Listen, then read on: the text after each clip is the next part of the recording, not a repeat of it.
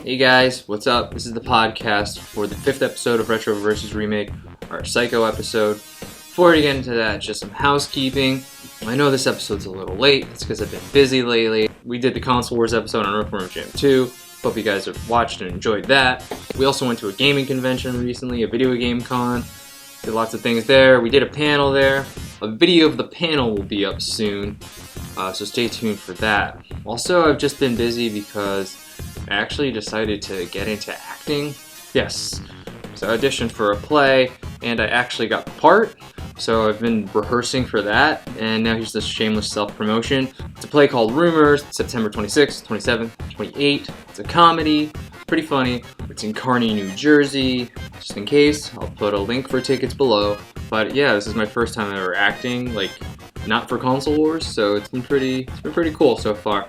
So looking forward to performing on the stage with other actors. Crazy. It'll be a good time. This is an episode of Retro vs. Remake. Doing Psycho. Very similar movies. You'll hear all about that. Enjoy the episode. A woman running away with stolen cash. An isolated motel. A boy's best friend is his mother. All this can only mean one thing. We're comparing Psycho on this episode of Retro vs. Remake.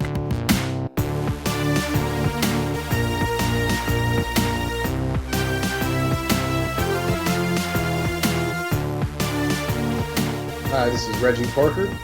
This is Dan Bulick. Welcome to another episode of Retro vs. Remake, where we discuss films and their remakes. Today's episode, we're doing Psycho.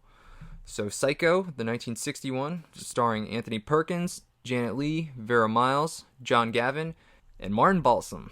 Directed by Alfred Hitchcock. Screenplay by Joseph Stefano. Music by Bernard Herrmann. Psycho, 1998, starring Vince Vaughn, Anne Heche, Julianne Moore, Viggo Mortensen, and William H. Macy. Directed by Gus Van Sant. Screenplay by Joseph Stefano again. Music by Danny Elfman and Steve Bartek, but they're adapting Herrmann's original score. It should be noted that the 1960 film is an adaptation of Robert Bloch's novel, also called Psycho, released in 1959, and the 1998 remake is based on the 1960 film.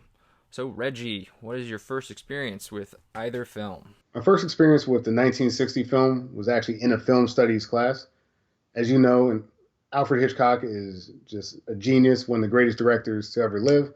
And we did a lot of study of this particular film and the way it's shot. A lot of scenes that we're going to talk about, I was really paying attention to because I'd studied this before in a classroom setting. So you should have some good insight that maybe I don't have. Yeah, what was your intro to it? I think I watched the original Psycho only once, and I think it was at a sleepover at my buddy's house when I was like 12 or so. I think we were doing like a horror movie thing. We were watching Psycho and Alien. I mean, I think I knew a lot about it because I just had seen it a lot in pop culture and everything. I mean, The Simpsons, I know, definitely did some Psycho homages. I kind of knew, I guess, everything before I even saw it, so the twist ending, I guess, wasn't too shocking to me because I had heard it somewhere, or I guess it was just hard to avoid that sort of twist ending before actually watching the movie.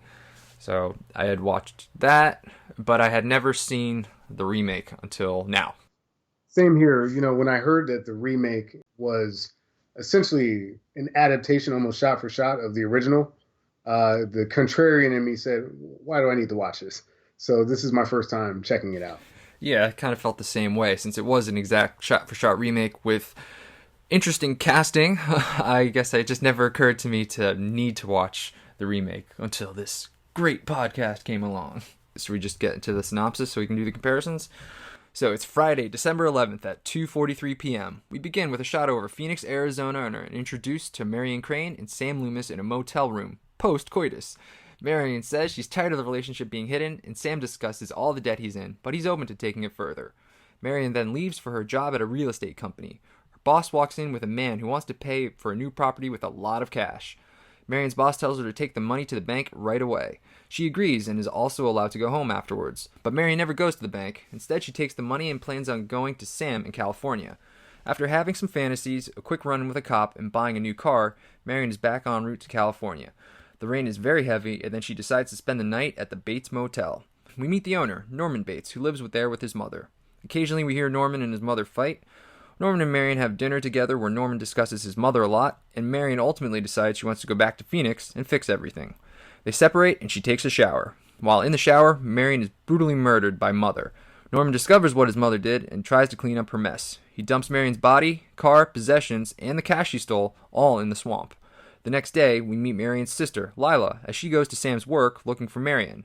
Arbogast, a private detective who's also looking for Marion, interrupts and says that he will find her. After searching many places, he arrives at the Bates Motel. He interrogates Norman and doesn't find his story convincing. He wants to speak with his mother, but Norman refuses. Arbogast calls Lila, tells her all the details, and wants to meet in less than an hour after he tries talking to Mother one more time. Arbogast then sneaks into the house to talk to Mother, but is viciously killed by her instead. Lila and Sam get restless waiting for Arbogast. Sam goes to the motel, but finds nothing. Then they go to the sheriff, where they learn that Norman's mother is dead. Sam and Lila then decide to go to the Bates Motel together. They think Norman took the money that Marion stole and possibly murdered her. After meeting Norman and searching her sister's old room, they split up. Lila goes to Mother's house, and Sam goes to talk to Norman. While talking to Sam, Norman gets frustrated, realizes Lila might be in his house, and knocks out Sam. Lila is unable to find any clues about her sister in the house, but hides in the cellar when she sees Norman coming back. In the cellar, Lila finds Mother. It turns out she's been dead the whole time. All that's left of her is her corpse. After Lila discovers this, Norman comes in dressed as Mother to attack her, but Sam stops him. At the courthouse, we learn that Norman has a split personality between himself and his mother, which he developed after killing her due to jealousy. We then see Norman in a room alone, thinking as Mother. We see Marion's car being pulled out of a swamp, and the movie ends. This is an interesting one because this is almost a shot-for-shot remake. I was able to really go into details in the synopsis because it's almost beat for beat the same movie. Absolutely. I think the best place to start is the one major difference that is identifiable, and that is the original is a black and white film, and the remake is in color. So, yeah, that's the big glaring difference, the color versus the black and white. The 1960 film, black and white, is more of a limitation of the time that it's shot in black and white, and then in the 1998 remake, it's a personal choice by the director. I think it actually serves Gus Van Sant well here to differentiate himself from the original film, because once you start shooting it in black and white as well, I think it gets just way too close to the original, and it takes away from his own interpretation of this screenplay. So color, to differentiate the movies, I think works. You know, whether or not I think the color fits the tone of the film, not so much. I don't know. What's your take on that? Well, the 1960 version was in black and white due to cost, mostly. And also because, I guess back then, if you showed blood and stuff, it would be, I don't know, it would look too gory, I guess, for a 1960s audience. So having the blood in black and white just makes it less gory. And the decision to make it in color, I guess I could see just to make it different. I don't know if it did help the movie. I don't know why, I was really focused on Anne Heche's character. She played Marion Crane in the remake. Like, all her outfits were like the weirdest, bright colors, almost like neon bright. And I was just like, I didn't understand why her awful taste in her clothes. But if that was done, just look how much the color really pops in this movie. I didn't understand the decision to have her wear these weird colors. So it sort of distracted me. Yeah, I agree. You know, Anne Heche is wearing these like lime greens, and I don't know. I'm almost getting like a 70s housewife kind of vibe from her outfits and the colors that are used. Like, it's filmed in 1998, but it feels like they're trying to draw on a different period almost with the outfit choices, not necessarily with the filming itself. I don't know. There's some strange things going on in this film, and I don't know if they're trying to kind of relate back to the time in which the original was filmed while still making it modern, or I don't know. I would probably have to read some interviews and figure out what Gus's decision making was there. It's slightly distracting, I will say that. Yeah, it did seem like most of the people were wearing these like old, definitely not 1998 style clothing. The only person who seemed to actually, whose clothing was like, oh, that's normal clothes, was Julianne Moore's character. When she finally shows up and she's got the headphones on, it's like, oh, okay, you kind of are dressed normal. You're not wearing these, yeah, I guess 70s is what definitely comes to mind, the weird style that everybody else is wearing. Not to jump ahead too much, but even Vince Vaughn's Norman Bates, I don't know, his style is definitely not current. So I guess like I said, one of the reasons it was in black and white, the original, was for the blood. So I guess you could see more blood in the the remake. It's a catch-22. He has to do it. In my opinion, I think he has to make it a film in color. Otherwise, it's just way too redundant. But at the same time, because of the original source material, the color actually distracts. It's a decision that I think you need to make, but unfortunately, because you need to make the decision, you're already behind in terms of the audience. Like I'm already kind of not feeling it because you added this kind of quirky color to for the time of a serious film. Yeah, I could see if he did make it in black and white, that the comparison would be just a little bit harsher. He's trying to do exactly like Hitchcock. I think the decision to make in color, especially in 1998, definitely makes sense. But it's okay. If I had to give it a positive or negative, I'd give it a slight positive, I guess, because I won't be judging it as harshly. I agree. I'll give it a slight positive just because it makes me feel like this is a modern film. That's kind of where it stops because it has to be a modern film. Otherwise, you're just doing Psycho all over again. And, when you have a great masterpiece like that, people really don't want you just doing shot for shots remake unless you're bringing something to the table. So maybe we can go from there into discussing how the original obviously takes place in 1960, and the remake does go a little bit off the track by making it in 1998. What do you think about that decision? I think it does matter. When I'm watching the original 1960 film, the context of the time is very apparent. Like the opening sequence, one, I will say, just from a movie nerd perspective, when Hitchcock takes that camera from the landscape shots, he's showing you a cityscape and then zooms right into the story. I got nothing but positive things to say about what a cool way to start a movie. Yeah, I rewound it at that point. I was like, did he really just go from outside over the city into the hotel? I thought that was really cool how he did that. Yeah. Yeah, from my time, it's not like I don't create films, I don't direct things. Like I've dabbled in some screenplay stuff, but I'm really not a huge movie buff. But that type of stuff, one of the things I've learned from film study was to think about where the camera is. And that scene really makes me think like, damn, how do you get that shot? Did he get a crane out? Is he like zooming in? Like, without getting too distracted from the movie, I was like, what a really cool shot. And it was worth whatever it took for him to get it. 1998, it's a little bit easier to get that shot. So the effect is a little bit lost. But I love that they just come right into the story because it makes you feel like there's an immediacy to what's going on as opposed to, like some movies, you don't really have that connection early on. That opening scene is so much more powerful in the 1960s because their relationship is actually more taboo and forbidden. In 1998, dating around, not really that big of a deal. But in 1960, she's supposed to be a respectable woman. She's like leaving her job to engage in this tryst with the Sam Loomis character.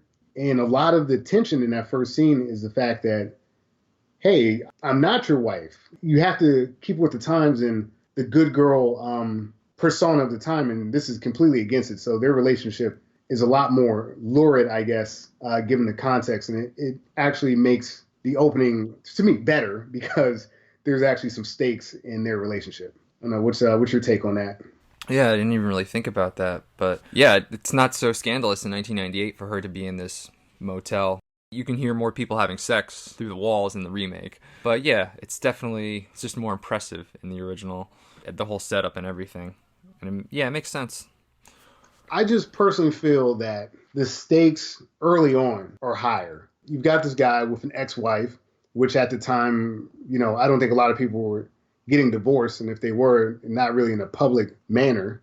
He's paying alimony, he's got debt, and he's got this relationship with Marion, and she ultimately wants to be a respectable woman. She wants him to go on dates, and there's a lot of stakes for her to not have that. If it's found out that they're in a relationship and she's unmarried and he has an ex-wife, that has a huge potential to undermine her standing in her community. The tryst is a little more weighty in your first film, whereas 1998, okay, you're dating around, all right. Who isn't? Yeah, that's one of the big differences, I guess, to the time setting. The other one would just be, I guess, the money. In the original, she steals 40,000. In the remake, it's brought up to 400,000. So the money's a little bit different. Yeah, in the way she gets the money, I think Gus Van Sant. This is where you start sort of seeing these modern differences. I think when the big kind of like Southern tycoon character that's buying the property comes in, he's so over the top in the original film. Like the level of sexual harassment that's happening is insane in the first movie. And it's dialed back a little bit for 1998 because at that time you got more of a lawsuit on your hands if you've got a guy coming in and treating women the way you see in a 1960 film. It's still a little creepy in the 1998 one. It's definitely still creepy. It's creepy, but they scale it back enough that it's like it's apparent that he's a creep in both films. But in the original film, I think you could be so much more openly a creep that the two performances are different. The money difference definitely helps because for a modern audience, if you would have said $40,000, I don't think you skip town and restart your life. Yeah, not for 40,000. So smart choice to make it $400,000 because then you're really seeing why she needs to skip town. Yeah, it's not just a slap on the wrist for 400,000 as opposed to maybe 40,000. For you, did you feel that Sam's need for the money felt the same in the new film? Like he had debt, but he didn't harp on it as much as I felt it seemed like in the original film. Yeah, it didn't seem to bother him that much in the remake. He seemed more for the relationship in the remake than in the original because he's a little more apprehensive in the original because he's got all that debt with his alimony and whatever his father owed. Yeah, it didn't really seem like there was a huge need for the money. I understand when someone hands you $400,000, the temptation to take that. Again, I really felt that when you're talking about casting in the time period, that time period actually gives a lot more weight to some of the action that's happening. So early on, I completely understand Marion's desire to steal this money. Whereas in the new film, all right, yeah, I guess she wants $400,000 and it can help with her relationship, but the stakes did not seem nearly as high to me. Do you have any more about the 1998 versus 1960? It definitely helps with the money, 40,000 versus 400,000. Definitely helps there, but I don't know how much setting the remake in 1998 helps the remake. I think maybe you make it in 1998. That way you don't have to make all the clothes and cars and everything 1960s authentic. So it's a little easier there, but I can't think of any reason that it had to be in 1998. Except that she had a Walkman, Lila, in the remake. That's the only technology that wasn't available in 1960. Other than that, I don't know that it had to be in 1998. Yeah, I don't know if it had to be in 1998 either. And from the perspective of disappearing, or trying to start this new life, it's so much harder to do in 1998. Like there's just so much more technology. We're not really at the cell phone era per se. It's not like everybody in 98 was running around with a cell phone. This predates the iPhone. So, it makes sense that, that technology isn't prominently featured, but the police would have a much easier time of tracking her than you would have in 1960. I could believe that the cop had no idea that this money had been stolen yet, or once they did realize that the money was stolen, between television, the newspapers, things like that, the manhunt would have been a lot more thorough for that woman. And I don't think that necessarily gets featured in this film. So I think the period of 1998 hurts the screenplay because there's just so much more available resources for the people looking for her. Yeah, and just kind of going into more resources with the police and everything. I'm thinking of Marion's murder now. Norman being able to clean up all the blood and everything might be a little easier in 1960 because maybe the forensics isn't there yet. And then you go in 1998 and you commit the same murder and you have the same kind of sloppy cleanup, right? Oh, yeah. You're going to be found out. There's no way you're going to be hidden. They got all sorts of technology to find out if you murdered somebody in a hotel room where blood gets everywhere, especially. Yeah. So, that could definitely hurt it. Yeah, I think so. And in this case, just legally, it's so much different in 1960. Like, I understand the guy realizing that, oh my God, this woman's missing. And the connection between local police authorities across state lines, probably a lot harder to get cooperation like that. So going from Arizona to California, you really don't have that same limitation in the 1990s. So hiring a private investigator solely to find this person instead of really getting the police involved makes a lot more sense in 1960 because ultimately the guy, he's really, I mean, he's looking for his money, but he's looking for revenge. Whereas in 1998, I think more so he'd be looking for close to $500,000, and you would definitely get the cops involved and not just some random gumshoe. Like it doesn't really hold up in 1998 because if someone had $400,000, you would definitely get not only the police but probably the FBI involved. In that case, like what's his name? Joe Walsh would be. He'd be on TV trying to find your money for you. Yeah, man. I don't know. It's like it's that little stuff like that where I know you didn't change much, but the little bit that you had to change actually makes a huge difference. Because you've now set the framework that this is 1998, I'm starting to play by 1998 rules. And some, like you said, the forensics, all this stuff starts falling apart. Yeah, that's true. It's 1998, 1998 rules. What worked in 1960, stealing and committing murder, is not going to play well in 1998. You should have something different to meet 1998 standards when it comes to that. So if you're doing the exact same thing, which we are here, it's definitely going to hurt. Yeah, I mean, staying a little bit on that side of things, the technology in the period, even the scene where you're trading your car, it's not like, oh, I traded my car and now there's not really a good source back to me, like the paperwork involved, the registration involved. It wouldn't just be, oh, yeah, she switched cars and now we're off the... now we can't find her. Where'd she go? I don't know. She did the one thing we couldn't follow, switching cars. Yeah, to an extent, it would actually make her more vulnerable to authorities because there's been this transaction. She used her license and registration to buy the new car. Yeah.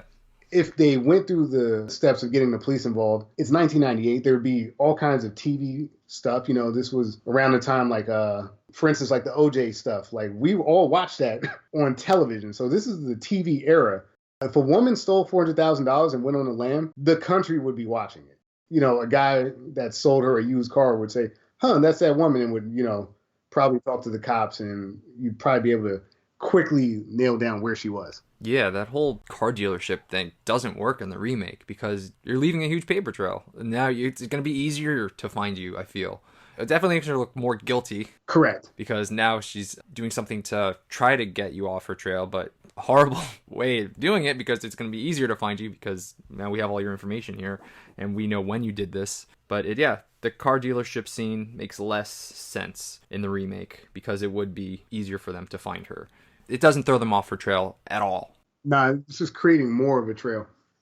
And that's the thing. You've got this great script and you've got this great moment in time where Alfred Hitchcock puts out this wild thriller that people, I don't think people were used to that type of twist ending. I don't think people were used to that level of gory film, more or less, that shower scene and things like that. Now we're used to sensational violence. So you can't really recapture that energy. So, I understand the desire to make it more modern, but then it just creates this loop where guys like me and you will look at it and say, well, wait a minute, this doesn't really hold up in this time frame the same way it did in 1960. So definitely overall, putting it in 1998 hurts the remake. It's definitely a negative against it. For sure. For sure. And the thing about it, too, is I think they would have done better for themselves to not say it was 1998.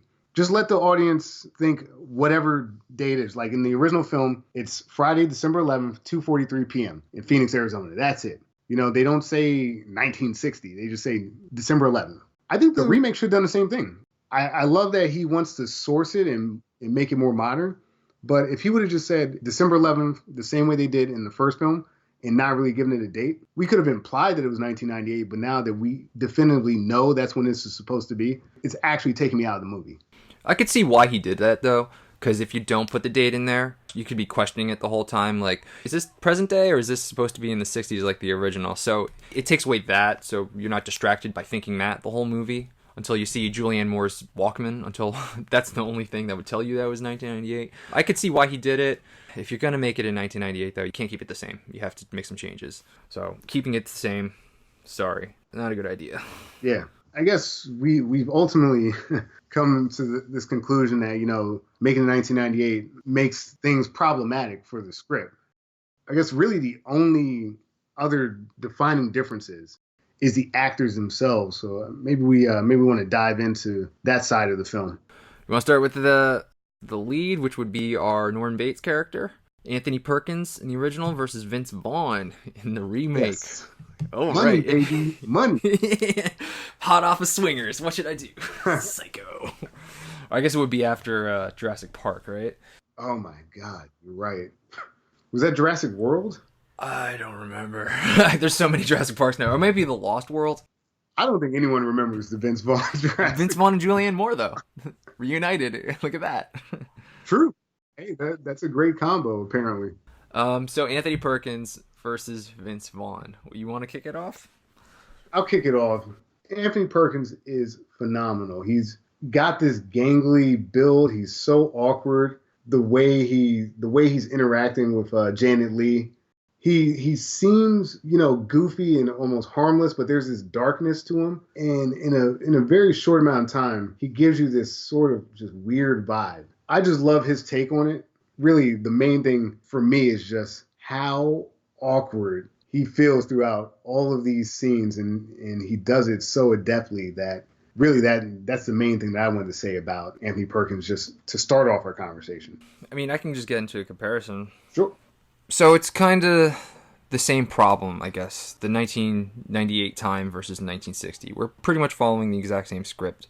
So Anthony Perkins playing this kind of really good boy with really good manners, who's definitely got some darkness that you can sense coming from him. That makes sense in 1960s that he's like got this kind of weird, happy-go-lucky, I'm a good boy kind of attitude, because maybe that's the 60s, maybe that's how people sort of behaved back then.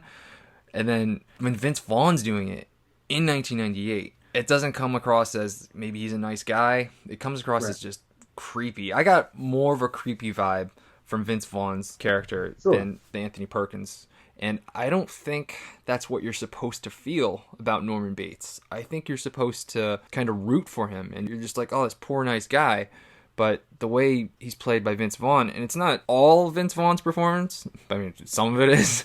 But, the fact that he has to say the exact same words that somebody in the 1960s is saying, it doesn't work in 1998 acting like that. Yeah, it definitely doesn't work for me.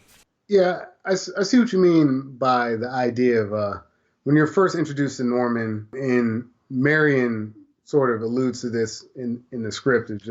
It's more like, oh man, you should get out. Like, you shouldn't just be tied down to your mother. And in the 1960s, like you said, that good boy attitude of just, hey, I can't leave my mom alone. Yes, it stunted my development and my social growth, but he has this obligation that fits that time period a little bit more. And you're right. When I'm watching Anthony Perkins take, I'm not immediately at the point where I think this guy is just out to lunch. He's an odd duck. He's a weird guy, but I'm not necessarily getting that complete creep vibe initially. Like, he seems adjusted enough for the time, whereas Vince Vaughn, you're right, saying the same words in the 1998 setting, immediately creepy. Like, immediately strange. I kind of like the casting choice for Vince Vaughn in the sense of his body. He's a taller guy. He does like the gangly thing well, so I can see the parallels between the original Norman and that Norman. Vince really does do a good job of having this kind of like aloof, out to lunch facial expression. But like, some of the choices they make throw him completely into like the creep zone, like you mentioned, and it's much harder to initially root for him because from the jump you're like, all right, this guy's weird. Having him talk like he's from the 60s in 1998 definitely just is the wrong way to go. And especially because you got Vince Vaughn, like we were talking about, he's kind of fresh off Swingers. I think it's a really big missed opportunity to just have him be Vince Vaughn. Because in the original, Norman Bates, he's this really nice, good boy attitude, so you're rooting for him. And then I think you got Vince Vaughn in the remake, just make him charming. Make him charming as hell. Oh, he can't be the murderer, right? Because I like him.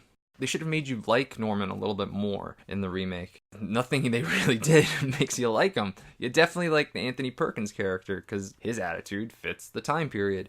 Vince Vaughn's attitude doesn't. So there's something wrong with this guy. You know it immediately. You're not rooting for him. You should have just let Vince Vaughn be Vince Vaughn, have him be charming, not weird, maybe more flirtatious with the Marion character. Yeah, just let him be himself. That way the audience is falsely or wrongly rooting for him. Yeah, I think so, because in the original, you could almost see like, hey, you know what? Wouldn't it be kind of cool if these two made a connection? Like, it seemed like Norman needed that type of human interaction in his life. So you weren't as immediately dismissive of him. You know, they're not really flirting per se, but like there is clearly like this attraction that Norman has to Marion in almost like innocent, childlike way in the original film. Whereas, you know, it doesn't play like that in 1998. And it's like you said, it's just immediately like, yeah, had he flirted with her or like, because Vince Vaughn does that so well. He does that. I'm a charming, you know, charismatic guy. He does that so well that to make him one of the most charismatic characters in the history of film, it's like, all right, so why'd you get Vince Vaughn for this? There wasn't another tall, like, dude that could play a creep. And then it's like, why would she have dinner with him in the remake? You immediately see he's creepy, and it's like, no, I don't want to have dinner with you. I don't care that you're alone. I'm gonna just go on the internet. That's what I'm gonna do. But then, like in 1960s, yeah, it makes sense that he doesn't seem out of place. He seems so out of place in 1998. Yeah. So it makes sense for her to, oh yeah, I'll hang out with you and have dinner in the original, as opposed to the remake where it's like, I don't want to have dinner with this creep. Yeah. He's creepy. You see him, right? He's creepy. Especially like in that more modern film, it's like milk and sandwiches. Like, dude, nah, I'm good on the milk and sandwich. I mean, just something as simple as like giving him a little bit of edge. Like a Vince Vaughn character, you would expect to be like, hey, let's go have a martini and you know, or like let's do wine and cheese, you know, like I'm bored, you're bored. Like that would have played, you're right, that would have played really, really well here and not completely gone off script. But like this gangly tall dude wants to do milk and sandwiches in the 90s. Yeah, nah, you're right. There's no way. Yeah, this creepy Mr. Rogers vibe you get from him, it definitely doesn't play well. I like Vince Vaughn, but this is not one of his good roles. Nah. You know, we'll have plenty to say about the Bates character. I guess your other major driving force for the early parts of the film, at least, you've got Janet Leigh in the original film, and you got Anne Heche. Like, what is your take on the different Marions? I didn't mind Anne Heche's Marion, actually. I know that might seem weird, but I don't know. It didn't seem so out of place as the Vince Vaughn character did. Her line delivery seemed fine to me, and it felt more natural. Definitely felt more natural what she was saying than what every time Vince Vaughn had said anything. So I didn't mind her. I thought she did okay. Yeah. Overall, nothing too bad. Yeah, and I like Janet Leigh. Obviously, she did really well in the original. Yeah, I wasn't like, Anne Heche is terrible. I thought she was okay. Yeah, I think she did a good job. You know, it's obviously hard to stack up against Janet Leigh's portrayal in the original film. But, you know, that quirky played well in the 90s for a lot of female characters. I don't know if this is exactly around that same time frame, but I don't know if you ever remember the film like True Romance, like that sort of offbeat girl persona played pretty well in that time period. So like Anne Heche, it's like there's something a little quirky about her, but she's still normal enough. You're right, like she fits in throughout the film, so I didn't ever feel like she was out of place. I think her portrayal is, like you said, perfectly fine. There's nothing wrong with it. For me, I do still prefer Janet Leigh's Marion, but I think it's because Janet Leigh's Marion has more to work with. Again, that time period being a big aspect of it, like this sort of independent woman vibe in the 1960s is just a much more powerful force than it is in the 1990s. It's like there's a lot of quirky independent women in 1990s films. So Anne Heche does a great job, but it's not unexpected in that time period. Right, it definitely has more of an impact in the 1960s. Just going back to, like you were saying, how it was even taboo for her to be in a hotel room. The Marion Crane character is just a little more of a strong, independent woman, I suppose, than in the remake, where that's kind of, yeah, it's 1998. I could see you doing that. But if she's doing this stuff in the 60s, it's definitely just more impactful doing all those actions in the 60s as opposed to 1998.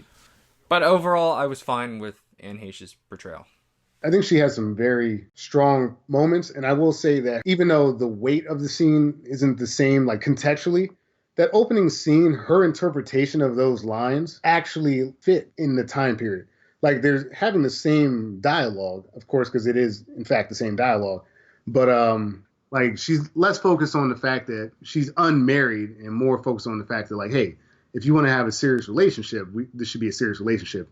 And I think that's the way you play that scene in the 90s. early on in the film, she was giving me the sense that, okay, although this is the same dialogue, this remake is going to bring something to the table. It's almost like in the 90s, they were remaking every damn Shakespeare play into a, Oh yeah. for a modern audience. And like, I think she took that source material and made it her own.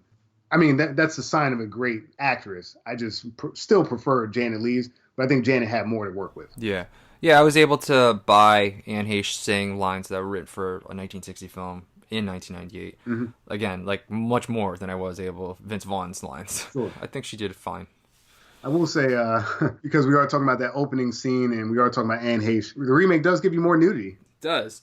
A little bit. You get some ass shot there. You get some Viggo Mortensen ass. Yeah. I guess we could talk about Sam.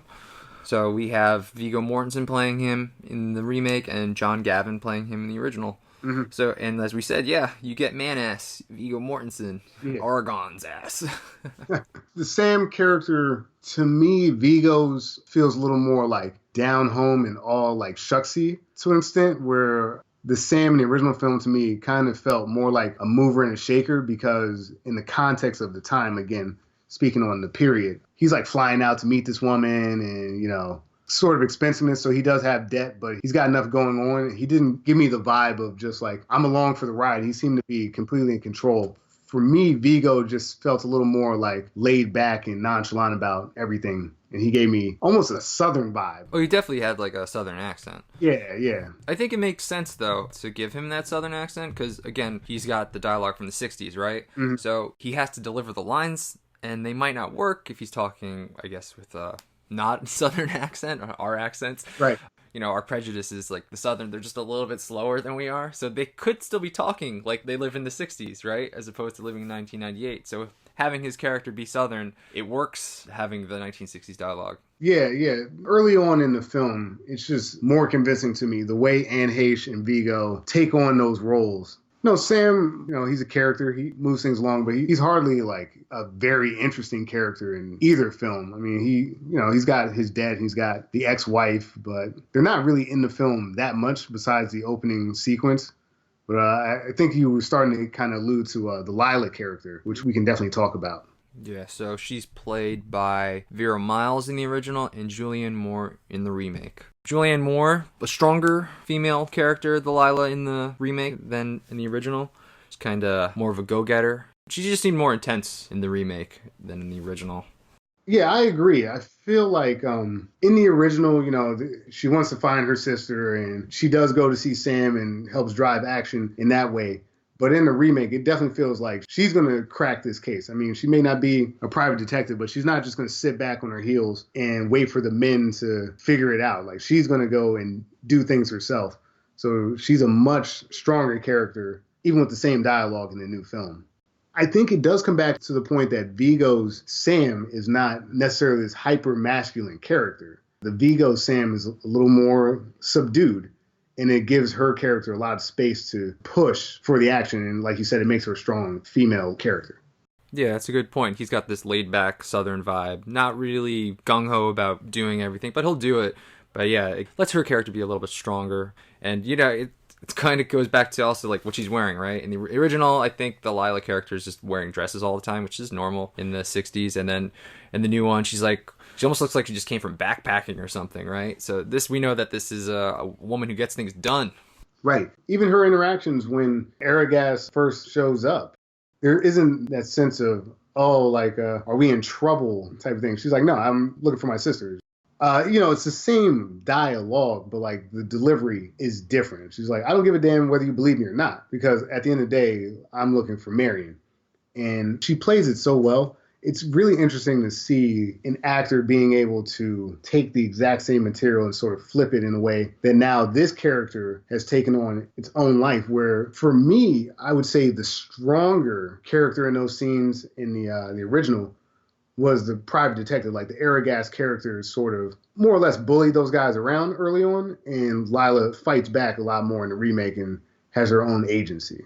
I agree wholeheartedly. Just being able to take those same lines and just give them a little bit more.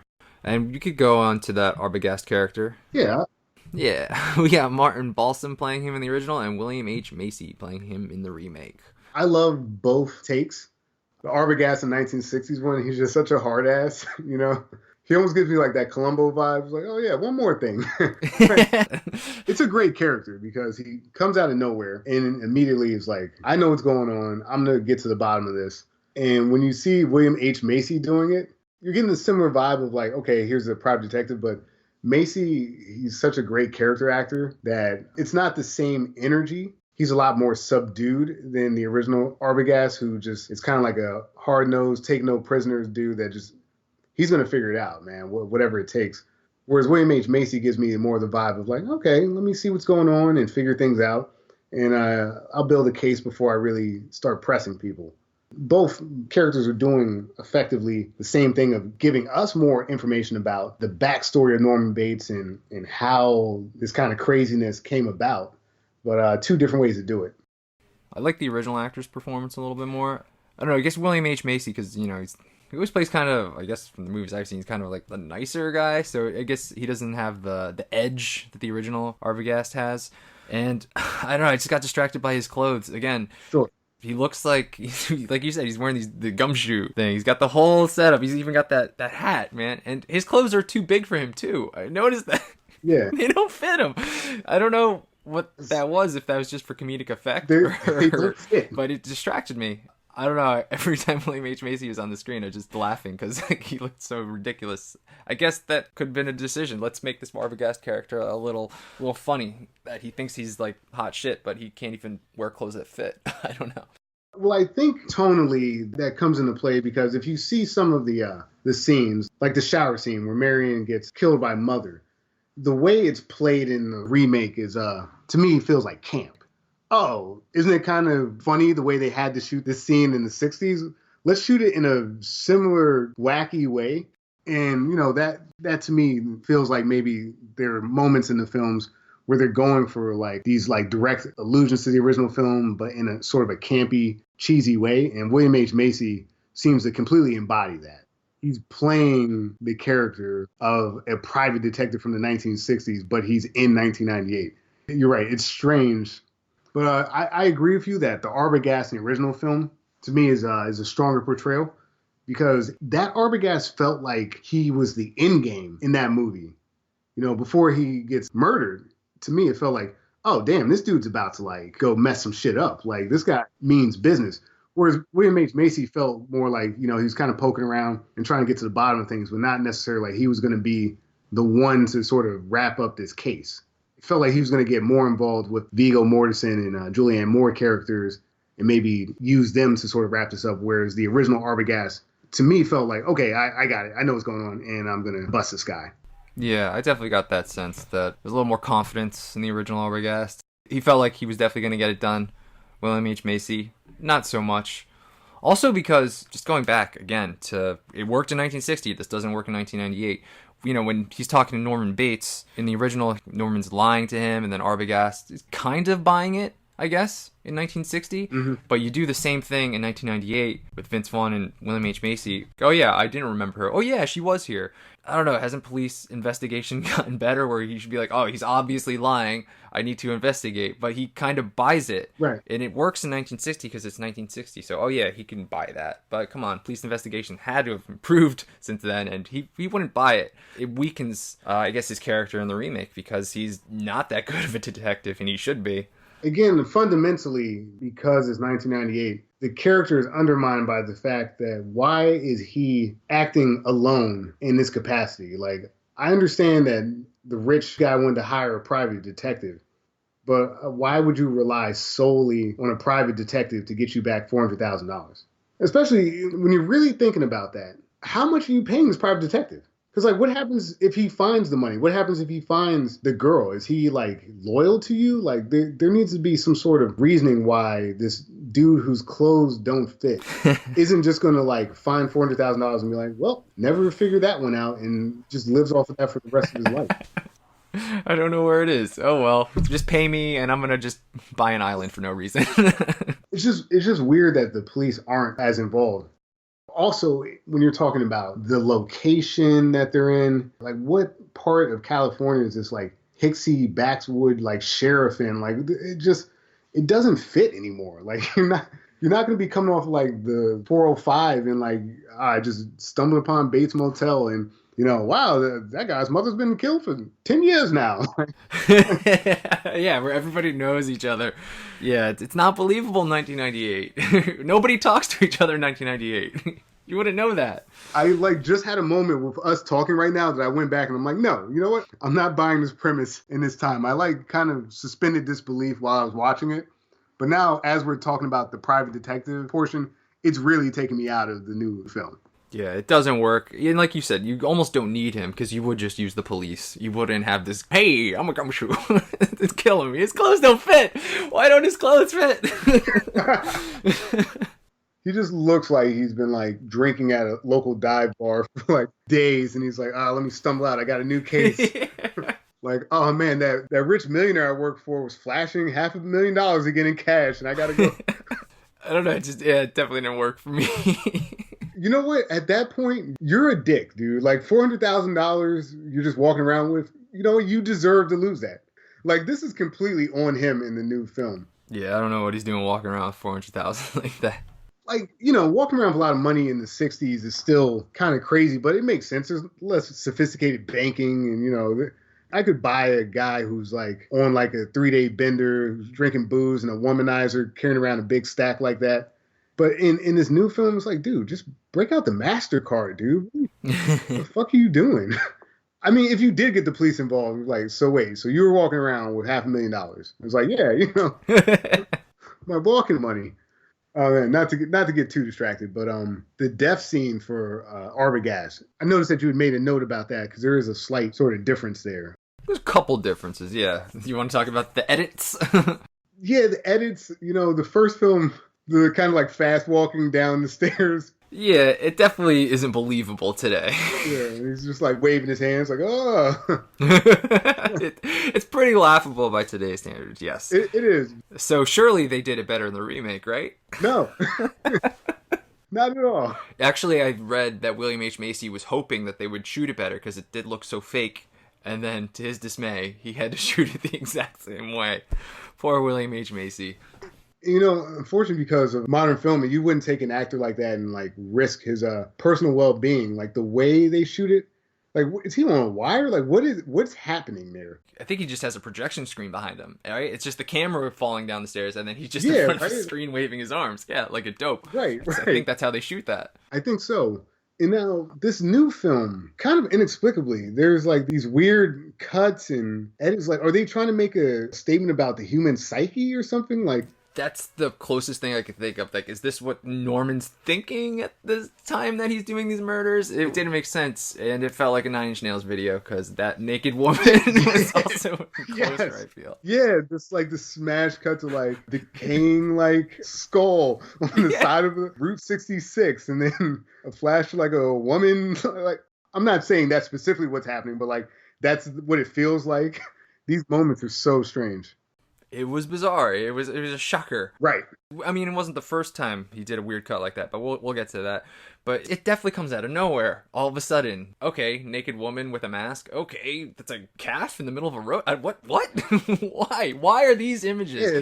There was nothing to prepare you for this, and then all of a sudden, it just gets artsy.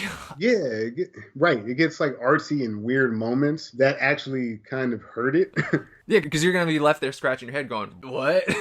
Like I am right now. I don't understand why those were there. Those specific images, I suppose. If you do it kind of throughout the film, like there's these like weird sort of cuts and things that are kind of supposed to represent a psychological break.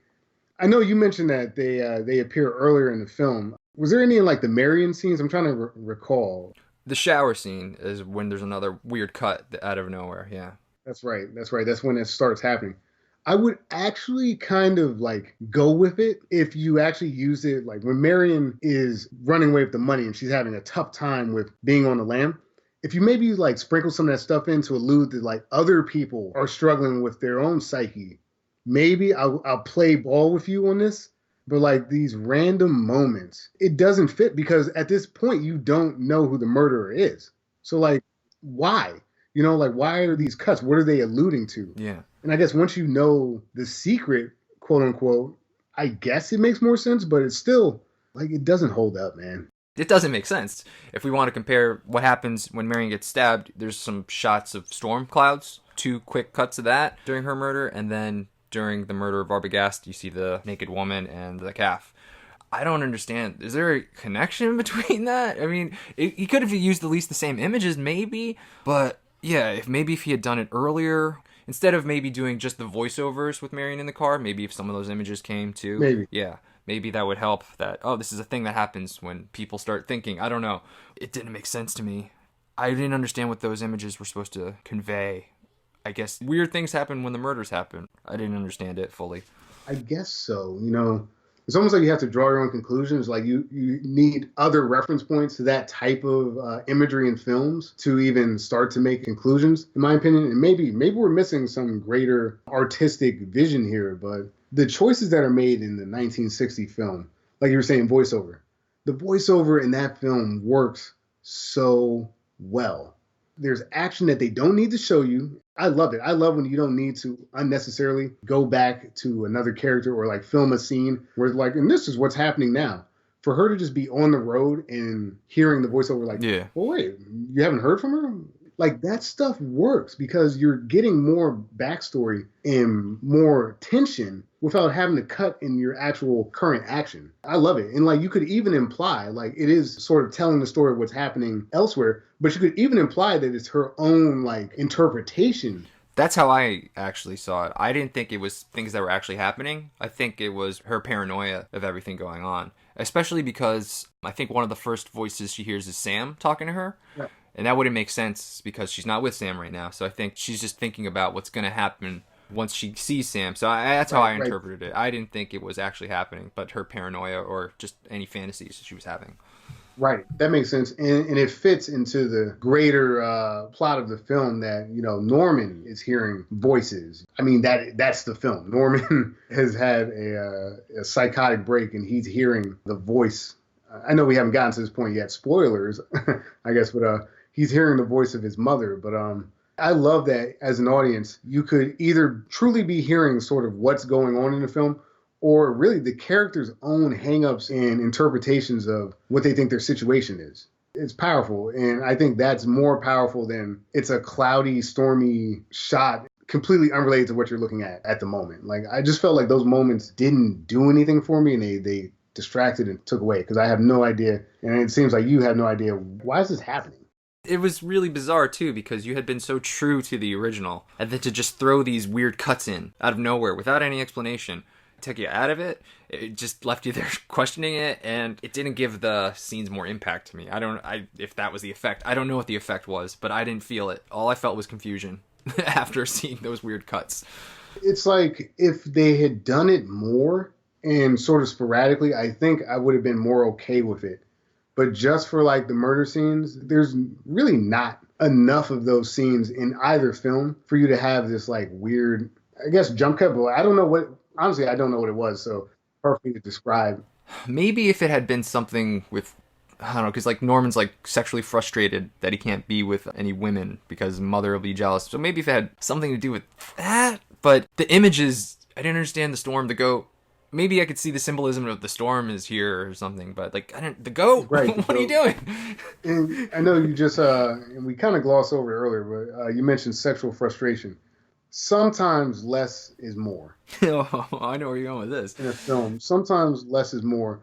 And I think Norman works better for me in the first film because, all right, even if he does have these strange sexual desires that, are implied and kind of talked about in the final scene, I don't necessarily need to know exactly the extent to his obsession with this woman. Like the peephole scene for the shower, and he's looking, and Vince Vaughn is obviously masturbating. His Norman Bates is obviously masturbating. It's like, okay, like you said before, I can't get behind this character in any sense because he's a creep, and like it takes his madness beyond just like, all right, I've got this messed up relationship with my mother that I never truly resolved, to like I am truly like a sexual deviant. Whereas like the Norman Bates and the other one, he's repressed in the original film and he doesn't manifest that desire well because his mother is like basically blocking him from ever having a meaningful relationship with another woman. And Vince Vaughn, like, clearly doesn't necessarily have quite that same disconnect because he's able to independently, like, pleasure himself while a woman. So, like, even the rationale for, like, how his psychosis works is actually, it's flawed in this particular instance. It's a scene that doesn't need to happen. It definitely doesn't need to happen. And yeah, going back to it, I think you're supposed to be on Norman's side by seeing him masturbate through the peephole. He's a creep. You're not going to be on his side no matter what. You could care less if he gets away with the murders because this guy, he ain't right. And I don't know why you did that. Right. You should have just made him charming and you didn't have to have him masturbating. Yeah. Why did you go this route? It's such a weird direction. In the first film, there's this arrested development. He's not a fully formed human. You know, that's his big problem. In this new film, I mean, I guess he's not, but then he's also at times capable of, like, what we're seeing. It's better if you imply that stuff than actually showing us because, like I mentioned, his deviancy is now just way beyond the pale for your average audience. Whereas, like, before, okay, he's looking through the peephole, but maybe it's because he doesn't see women that often, you know? He's got this fascination, almost like a childlike fascination, because he ultimately is a boy that never grew up. I'm creeped out by it. Like, when you see the people, it's like, oh, it elevates the film. It's like, whoa, this dude has more going on than it seems. But it's not necessarily, at this point, you're not really thinking he's going to murder somebody. Whereas, like, just adding that element of Vince Vaughn doing that actually puts him in the category of, like, oh, this dude might be capable of something, like, dark and messed up.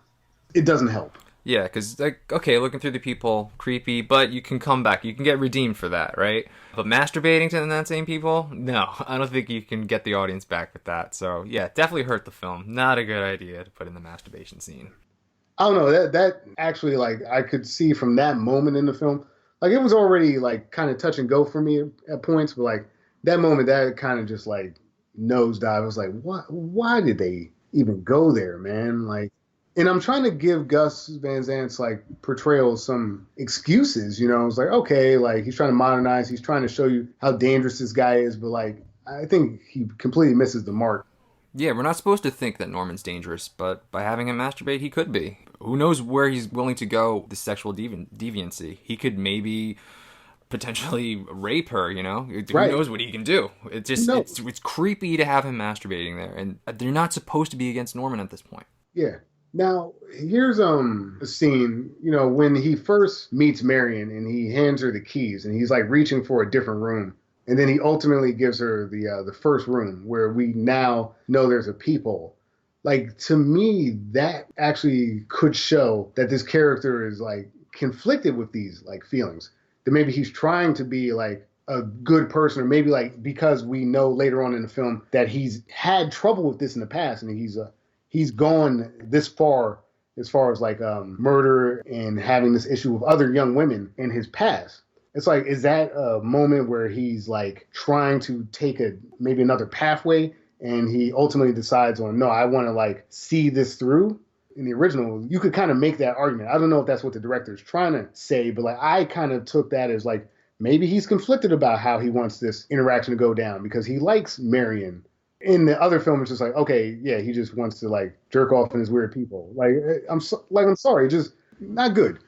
I guess we should probably move on past that. Yeah, we can move. We know how we both feel about the inclusion of that particular scene, which is so dumb because it is exactly the same scene, but you added this unnecessary element and it, like, it makes him unredeemable. You can't redeem after that. No, completely unredeemable. But I guess we sort of left off at Arbogast's death. That's kind of how we got into that whole sequence that we were just talking about because of the artsy cuts in the movie. So Arbogast dies, and Julianne Moore's character realizes that he's not coming back. It happens in both films, but like you mentioned, it's more impactful in the remake for Julianne Moore to say, all right, he said 1.5 hours, it's been longer. And then she sort of kind of leads the charge for Sam and herself to go look for Arbogast and Marion at the Bates Motel. Do you get, like, a different vibe from Viggo Mortensen and Julianne Moore's, like, connection in the film? In the remake, the line slightly changes. So instead of, like, sending the sister to a movie, Viggo kind of says, like, I'd like to meet your sister. Or, like, kind of like implying, like, maybe, like, some weird, like, threesome action, I think. I don't know. Could have been implying that, or just maybe implying that he wants to be in her life more. hard to say. I don't want to throw too much in there, but like, do you get a vibe that there's more of a connection between those two in the remake, or am I kind of fishing there? I didn't really get that sense. Okay. I think I actually got less of that sense because Julianne Moore's character seems more independent. Hmm. I think Delilah in the original really needed Sam to help her find her sister. It just seemed that Julianne Moore was more on top of her shit. Didn't really need this guy, but brought him along too because he cared for the sister. But I see less Julianne Moore's character hooking up with Sam than I did the original. Yeah. Fair enough. Because I actually think, 'cause like I said, I'm jumping around and like I'm reading a lot into some of the imagery. But when they're walking in the remake to the room, like they just got keys from Norman, they've checked in as a married couple. When they're walking to the room, I think there's like a kind of like a moment where she kind of like swats away Vigo's hand, as they're like to the room. So there's these little subtle things that you got to kind of look out for because I'm looking for meaning in moments that may or may not be there because the films are so similar. I just wanted to kind of get your take on that because I'm fishing. Well, he might be more into her in the remake, but I don't get a sense that she's into him Okay. so much. I think, yeah, maybe you could see that. Yeah, maybe he did want a three-way, and now that he's with the sister, he's finding the sister attractive. So, hey, maybe, So, yeah, I could see the cowboy guy kind of doing that.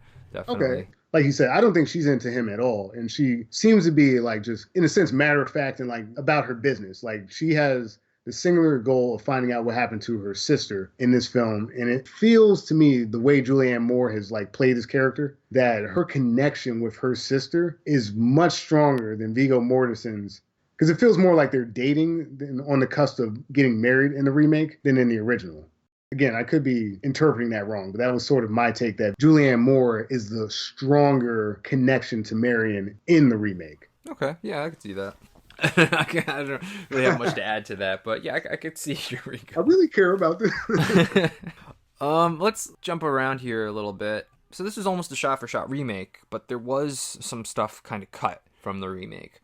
First thing I noticed that was gone was the meeting with the sheriff at the church. Okay. Before they go to the Bates Motel together.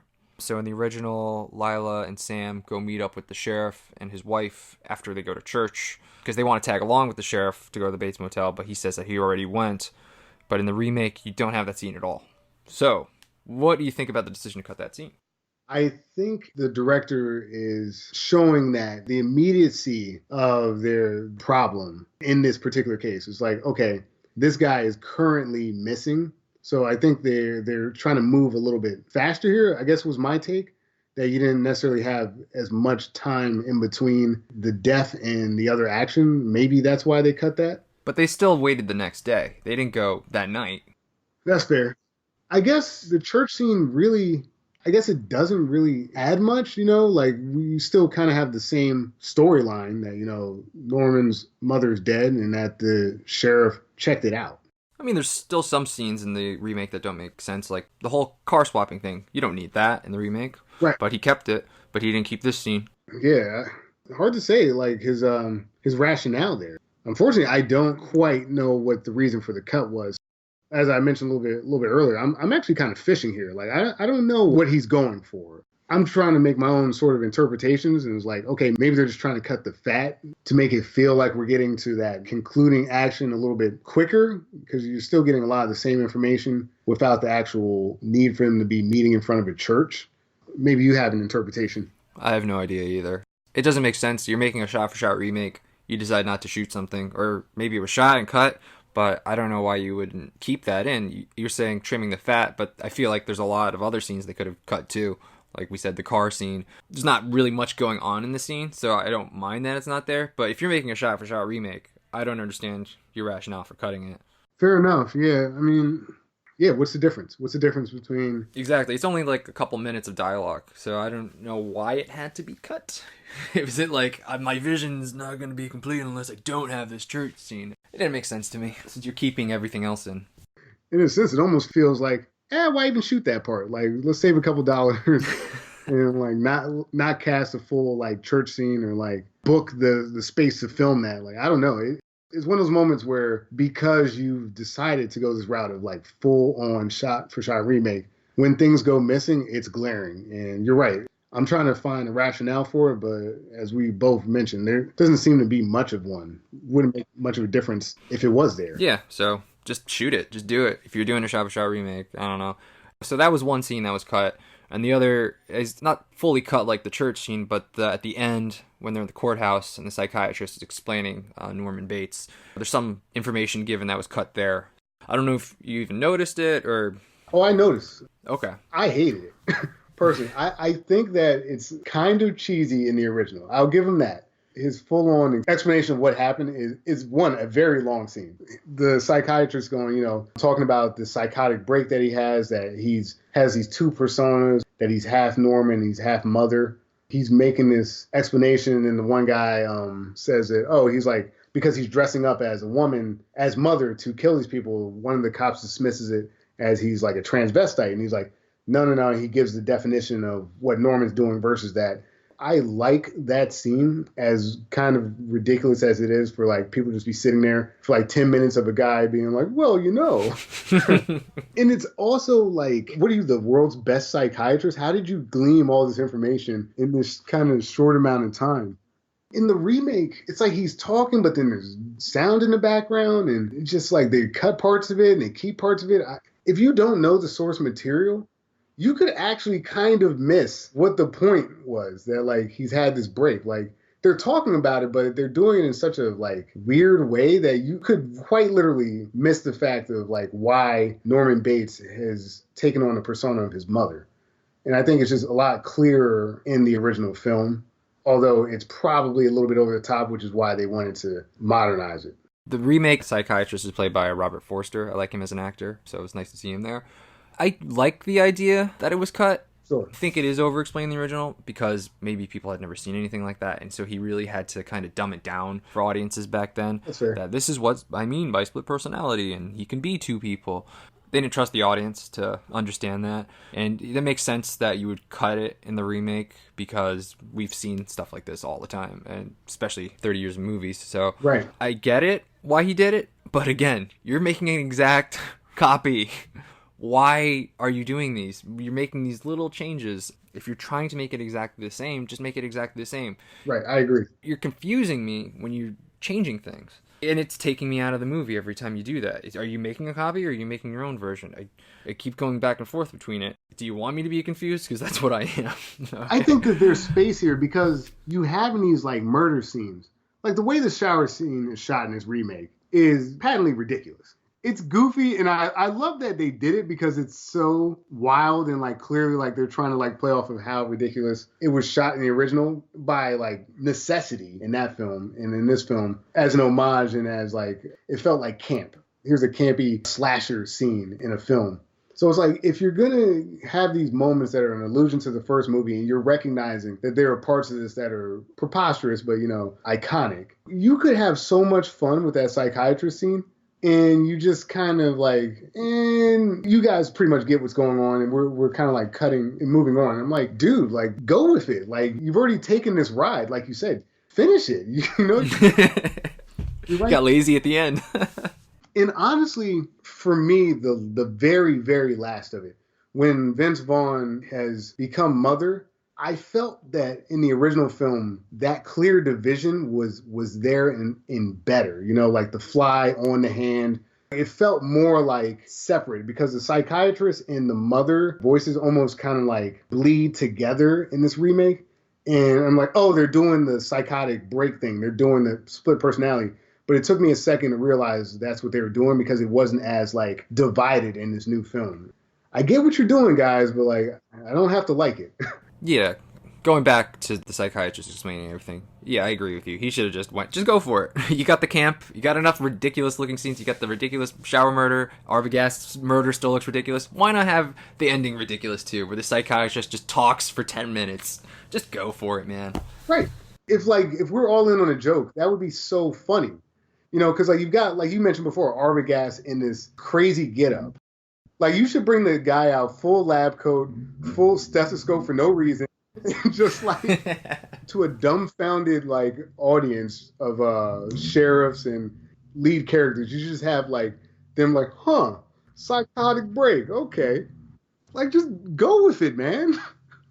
At the same time, though, we do need to keep in mind that in a modern film, they are testing this stuff. So maybe they played that to an audience and it just like didn't play. So they made a cut. I'm surprised they didn't cut more than, man. That's true. That's true. Yeah, ultimately, it doesn't work. It doesn't work. It doesn't work.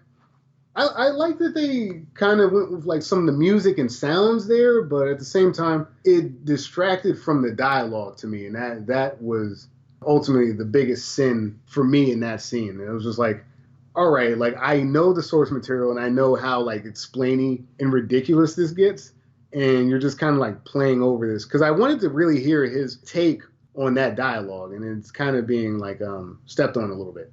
You kind of mentioned the music there. Let's actually discuss the music. So we have the same soundtrack pretty much for both films, right? Just like the dialogue's the same, we have the same music. What'd you think about that? I love it. The music, it's like the third lead in the film. You know, there's Norman Bates, there's Janet Leigh, and then you've got the music. The music drives action. It creates suspense. It is one of the best examples of a movie taking music and sounds and building suspense. It's not overdone. To me, it's a perfect score.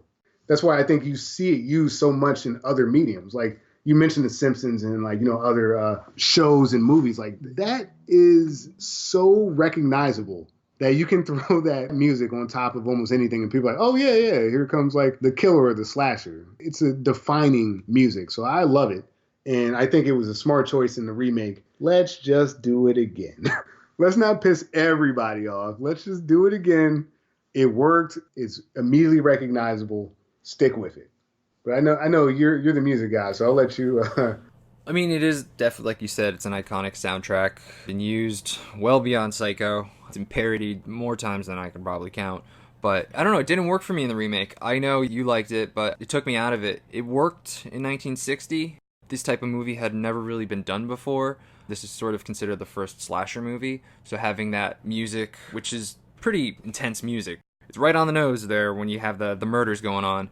Putting it in 1998, it lacks subtlety. And having it in 1998, it's too obvious. And it didn't work for me, but if you were going to that route where it's like, yeah, we know it's absurd, so we're going to keep the same soundtrack because while it worked in 1960, it's sort of a parody now. So if they're going for that camp vibe, if I take it from that point of view, then it works really well. But if they're trying to modernize this for audiences, then it definitely didn't work. Yeah, I'll go with you on that. I think that the biggest problem when you're talking about a shot-for-shot remake is you're a prisoner to the source material. When you're shooting for a film this masterful, this iconic, you're stuck, you know? Like, if you wanted to play different music, you can't. And it doesn't, like you said, there's a lot of moments where it doesn't work nearly as well. I mean, like, not even in the same atmosphere as in the first film. But unfortunately, the reason I'm going to stick with I like the choice is because they have to. If you don't do it, you're dead in the water anyway. So even though you're kind of shoehorning it in and it doesn't really fit these new scenes, you got to go with it. So I'm glad they didn't try to like make an original score for the remake because that wouldn't have played well at all. Yeah, I get what you're saying that they really had no choice, because if you do put a score in, there's no way it's going to be as iconic as the Psycho score, and then you are going to have people that are going, why didn't they use the original score? It was such an iconic score. So I think no matter what, you have to stick with it. You can't, maybe they could have done something a little different sometimes, but you definitely need the iconic, like the ring, you definitely need that for the shower scene. I kind of wish they did do something new, but maybe that's just me. I'm with you, and I think the biggest problem this remake has is it doesn't have its own identity. And the moments where it tries to do it, you know, I think we found that some of the choices that were made take away from the source. So it's this wild catch-22, and, you know, maybe done in a different way. That type of stuff could have played well, but the way that they chose to film this, I don't know, like, what do you do? Or you're going to play new songs over the same scenes? Like, how's that work, you know? Like, I would like to see some different interpretations, too, because I think there are moments where the actors are giving you a different take on these old characters. They're few and far between, but when they do happen, there's some interesting things that happen. As we mentioned, the Julianne Moore character is, she's different. She's a different character in this film with the same dialogue. And there's moments to do that throughout the film that are missed.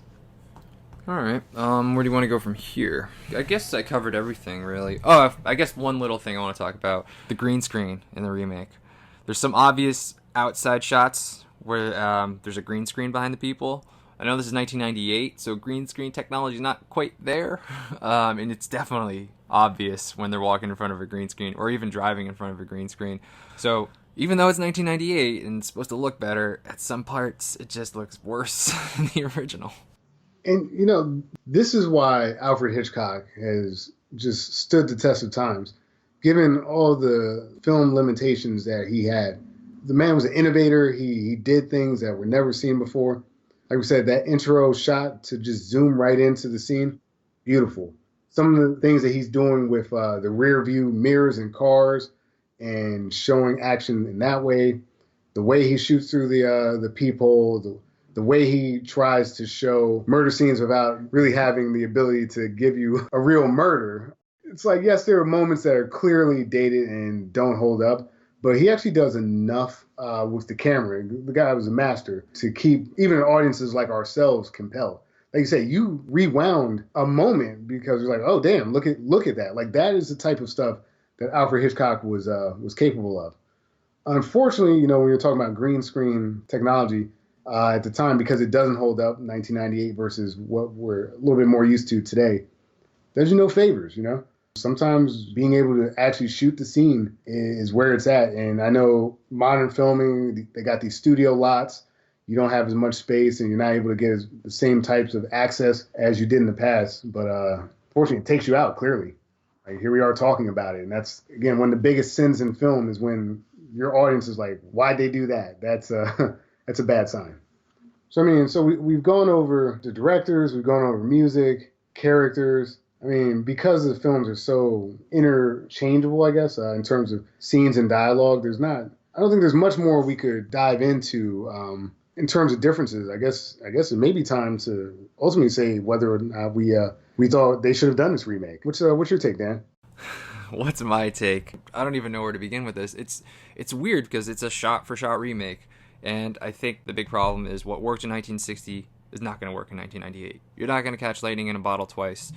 I was okay with some things, but overall I was not okay with a lot of this. The portrayal of Norman Bates, the way the music just took me out of it, and then putting in weird stuff that I don't understand the motivation to make this a shot-for-shot remake, because you didn't do exactly everything the same. You did change some things, you took some things out, you added some extra things. So you either do a shot-for-shot exact remake, or you completely change it and shoot your own vision of it. I don't understand what he was going for. They say it's supposed to be an experiment of like seeing what a shot-for-shot remake would look like. Well, that experiment's a failure because there's no reason this movie had to be made at all. I don't know what they were thinking when they did this. It just doesn't make any sense to me. If you want to see it as an experiment of should they just make shot-for-shot remakes for movies that are almost 40 years apart, then by all means do it. But the result of that experiment is a failure. It does not work. What worked 40 years ago, or 38 to be exact, does not work today. So for me, this definitely doesn't work. They didn't need to make this movie at all. Stick with the original. If you want a good remake of Psycho, I just go with Bates Motel. I started watching that because of this review that we're doing, and it's sort of a modern prequel remake, if that kind of makes sense. I only watched a couple episodes, but I like what they're doing with it. They're taking the characters, they're modernizing it, they're redoing some of the stuff too. So that's good. No, this is going to be a pass. Yeah, I think that we've come across this theme once again where I hate to have to define film, but film is capturing a moment in time, and this particular dialogue, this particular subject fit the time. In the 1960s. A woman in this type of relationship confronted with this type of problem, being on the run and having the result that we see with the Norman Bates character, it fits, that timeline. It's compelling and interesting in that context. In the context of 1998, not so much. There's a lot of different ways they could have gone with this. As you mentioned, the Bates Motel, where they modernized and they changed things. There's a lot of different ways they could have told this story in a more modern way, as opposed to just like, let's shoehorn 1960s dialogue into a 1998 plot. And now we have the advantage of hindsight, but like when you hear Vince Vaughn Psycho remake, I don't know what planet or what day that sounds like a good idea to anybody. There's some fun things that happen in the movie. There's some things that I enjoyed, but it's too few and far in between to say that this should have happened. Like there was no reason for me or you to have watched this particular film because it does not bring enough to the table. And the parts that are interesting are buried by some parts that are very uninteresting and some plot holes that develop when you try to take an old film and make it a new one. And I hope they don't try to do it again because now we got cell phones. So this whole thing would fall apart in the first 10 minutes. I would say they did not need to make this remake. Yeah, and like I had high hopes for it because like I know it's weird casting Vince Vaughn as Norman Bates, but like I keep saying, you're supposed to be on Norman's side, right? You're supposed to root for him, and I think you could have made Vince Vaughn, just be Vince Vaughn, charming. You can win the audience over as Norman Bates if it's Vince Vaughn because you can make him a likable character, and they just made him so creepy. Yeah. It's almost like they didn't understand the source material. Right. It's like it's okay that he's creepy, and like that's part of it, but it's not just that he's creepy. Mm-hmm. Yeah. And I would say Vince is, when it comes down to it, none of the actors really struck me as they messed up. I think Vince Vaughn does a fine enough job. He's his own take on that character the same way Julianne Moore, her own take on the sister. Everybody's doing their own thing, and more or less, I don't have a problem with any of the actors. The problem is that they are taking something that does not make sense in the timeline that is being filmed. So no matter how good of a job they do, they're always going to fall short. Like you mentioned, the director really should have known that it was more than just being creepy that made Norman Bates a compelling character. Yeah, Vince Vaughn was creepy, but not enough. I think that's all I got to say. Oh, actually, do you want some random facts? Yeah, let's do some random facts. All right, so we might not have liked this movie, but I found this on Wikipedia and IMDb. One director actually preferred Van Zant's remake to the original film, saying the remake was more real, and that director was Quentin Tarantino. Okay. Yeah, that came out of like, what, really? Tarantino, he said that? I know, Tarantino's a big film buff. He's like super into the history of all things film. I could see him doing a similar project. Some of this movie has like elements of what I would kind of expect Tarantino to do with this type of material. So I could see him liking it, but he's wrong. Sorry, Quentin. It is more, I guess, quote unquote, real, but so what? Yeah, it doesn't mean it's better. Right. Real is not better in this particular scenario. When asked why he did a shot-for-shot remake of Psycho, Gus Van Sant replied, "So no one else would have to." That has to be one of the worst excuses for doing anything ever. Well, he's not the hero that Gotham needs. I don't know. I'm confused. Okay, here's more of a fun one. Okay, so Alfred Hitchcock, he's famous for always doing a cameo in one of his films. I don't know if you saw him. He was actually outside the real estate office. He was wearing a cowboy hat. Interesting. Yeah, he was there. And Gus Van Sant also cameos in the same shot, but he's not wearing the cowboy hat. There is a guy in a cowboy hat, and he's yelling at Gus Van Sant. So that's supposed to be Hitchcock scolding Van Sant. That's funny. That is funny because that's kind of the sentiment that would probably happen if Hitchcock was alive to see him. Like, what are you doing to my film? What are you doing? Yeah, it's like he didn't push it far enough to justify doing it. Again, why, I guess so no one else would have to, but I don't think anyone else would have. Yeah, everybody's like, yeah, that's a good movie. Why would I do that? I will say this. If you want to see another cool Hitchcock film, I know there's plenty of them, but Rope is another good suspense movie, kind of in a similar vein, that has a lot of subtlety underneath the dialogue. Okay. Do you want to try to figure out what we're going to do next? Yeah, let's sign this out. I think we should go back towards some sort of action, maybe like The Italian Job. Cool. The Italian Job it is. Cool. Well, I'm Reggie Parker. You can find me at RP Comedy on Instagram and Twitter, or rpcomedy.com. And I'm Dan Bulick. I guess you could just find me on Twitter at Console Wars Guys. Thanks for listening. Definitely let us know if we missed anything. That concludes this episode of Retro vs. Remake.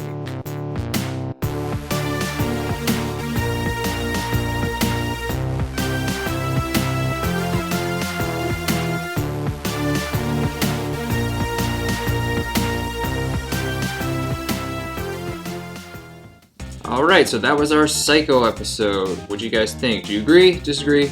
Let us know below. It was a little tough to compare since they are so incredibly similar.